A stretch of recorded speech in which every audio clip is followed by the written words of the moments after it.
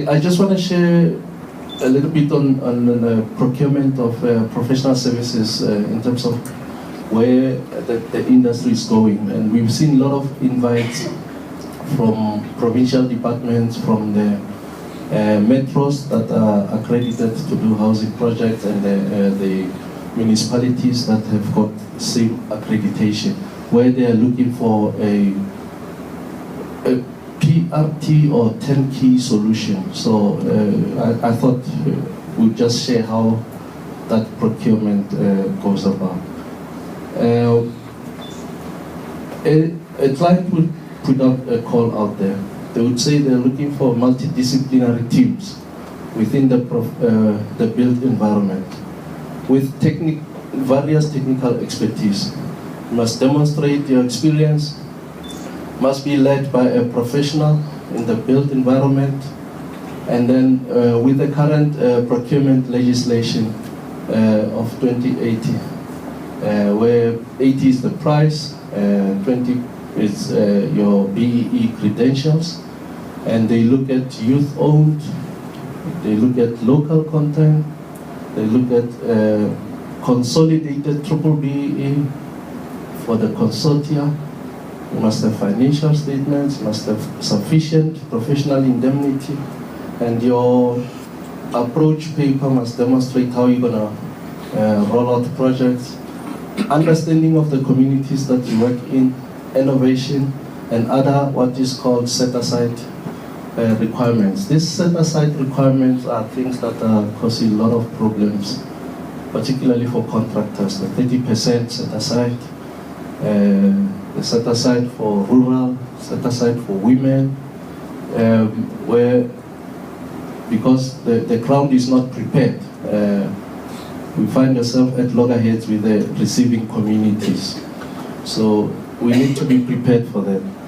Normally a typical PRT or professional resource team will be made up of town planners, regional planners, environmentalists, property evaluators, geotechnical engineers or engineering scientists, civil engineers, traffic engineers, structural engineers, architects, quantity surveyors, land surveyors, landscape architect, GIS specialists, social facilitators, beneficiary administration specialists, economists, transactional advisors, sales and marketing, heritage specialists, project managers, construction project managers, safety consultants. So in the main, that's what we'll be looking at. You're looking at a self-reliant team that will be able to roll out projects. So it's how the organogram would normally look like. Bigger companies are able to have what we call in-house capacity. We've seen a lot of measures and acquisitions over the years where we have multinational companies in the country that have got this capacity. But other companies, we have to collaborate. We collaborate through joint ventures or consortia. There's subcontracting opportunities. Some people also merge to form a bigger company that deals with the project or projects. There's an issue of contract participation goal. Need to understand the institutional requirements, understanding of system design concept. What I was sharing with you on that Chisanyama, understanding how your end user will use your services or the product that you give to them. Understand the dynamics within the community. Have a clear communication strategy with the clients, local authorities, and the project steering committees.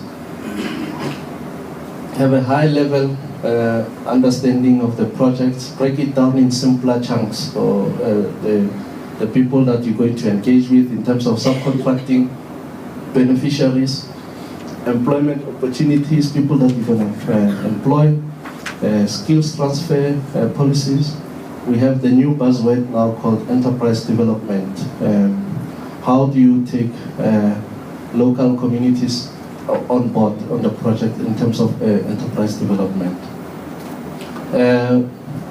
This is a normal project lifecycle curve where on the top we look at the project life stages, and then on the column there we're looking at the techniques that you can apply using a project management body of knowledge, principles, and we're saying be aware of your level of influence on the project and the cost that is associated with it should you make any changes on the project. This is a high-level process flow chart on housing provision. It's actually a flow chart from Gauteng Department of Human Settlement, where they look at feasibility stage. You need to identify the project, what is the status quo there, quantify the need, appoint the team, and then they do market analysis, and then develop the scope. And then on the planning side, there's land issues, there's legal issues, securing of the land, statutory assessments like your EIA and water use license, and your geotags, producing documents that are available, start to influence the design of the township itself, and then making sure that that design is communicated to the team that's going to do the actual implementation on that side. So that's the process flow chart up to proclamation of the town, and then the installation of services and the construction of the houses itself. Today's terms, we are now facing new buzzwords called the catalytic project. The minister has launched the project. It's being implemented through HDA as the implementing agent, HDA being the Housing Development Agency. And then in the province of Gauteng, they have what they call mega projects. We see these terms loosely addressing the same having the same deliverable and objective. The rationale behind it is to say you need to transform the spatial landscape. The picture that we saw in the beginning needs to change. This project should impact on 75% of the population nationwide. Should have a high yield. It's a high yield intervention. There must be innovation. There must be a change in how housing projects are rolled out. And in Gauteng, what they call a mega project, it's a project of 10,000 and above units, which have got different typologies, and it's a mixed use. It's got your gap housing, your BNG, and social housing and bonded. And there must be also other opportunities, commercial, industrial, light industrial, and there's mix of also in terms of ownership, whether it's full ownership, sectional, rental, or communal. They targeting partnerships with private developers and other state agencies. But this is a massive project. Our current fiscals cannot really afford this type of projects. I mean, with the department's budget of 34 billion rand a year, what they're talking about here really needs other cash injections from elsewhere. Those projects, Gauteng has got 15 plus 2, KZN about 9, Mpumalanga 1, Free State has got 3, Limpopo 2, Northwest 2, Eastern Cape 6, Western Cape 5, Northern Cape 3. If you look at projects like Oliver and Bosch, project like Cosmos City are the precursors to what we're looking at. If you look at proximity of Cosmos City to its neighbors, you could say a lot has been achieved there. Well, obviously, there were lessons learned. In Gauteng, there's Alexander, Alex City, and then there's a Kwiketlong, which is in the Val. We are fortunate that we are working on that one. Cullinan Megacity in Pretoria, Daggafontein Megacity in the Ekurhuleni area, Goudrand Megacity, I'm not sure that one where it is, Helderwyk Integrated Megacity, John Dube in the Ekurhuleni near Davidson, KwaZenzele mega development. This one is a special project. It's a rural node which needed to tap into the opportunities that are available on the mega project. So it's not actually a mega project. Lanseria, Airport City, Lerato, Mapleton, Montrose City, mega developments. Nelmapias, mega developments just around the farms Mooiplatz in Nelmapias. Park City, Sterkwater, Tswaying and Fakelast, the mega city, Western mega city, and Vetpoki mega city. So these are the new cities that will be developed. And then, as I said, it's a very ambitious project, which also offer a lot of opportunities for us as the industry.